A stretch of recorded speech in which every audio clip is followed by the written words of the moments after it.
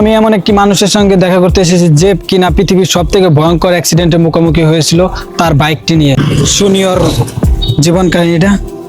তুমি যে গত 1 মাস আগে বাইক অ্যাক্সিডেন্ট করছিলে, তারপর তোমার কি কি ক্ষতি হয়েছিল? তারপর তো অনেক ক্ষতি হয়েছে, তার মধ্যে আছে অনেকই। আমি আপনাদের একবার ভালো করে দেখাই কি কি ক্ষতি হয়েছে। এই যে আপনি পিছন সাইড থেকে দেখলে যে এই চ্যাসিসটা যে আছে, এই সাইডটা ভেঙে গিয়েছিল। আমি এটা আবার ওইগুলো ঠিক করেছি। আবার আছে যে হ্যান্ডেল বার, তারপরে এই সাইডটা ভেঙে হয়ে গেছে, তারপরে গাড়িটা ভেঙে গেছে, যাবতীয় এটা নষ্ট হয়ে গেছিল। আরো অনেক সমস্যা হয়েছে। তোমার কি কোনো ক্ষয়ক্ষতি হয়েছিল না? আমারও সামান্য ক্ষতি হয়েছিল এই যে এই দিক দিয়ে। তারপরে এই যে দেখেন এগুলো চলে গিয়েছিল। এত ভয়াবহ একটা অ্যাক্সিডেন্ট করছো, কিন্তু তোমার এত কম ক্ষতি হলো কিভাবে?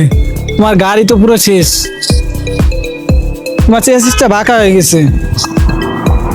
এই হ্যান্ডেলটা পাল্টানো হয়েছিল, কারণ ওটা আগের হ্যান্ডেল পুরোপুরি ভেঙে গিয়েছিল, তাই আমি পুরো একটা হ্যান্ডেল লাগিয়েছি ওর ক্ষেত্রে।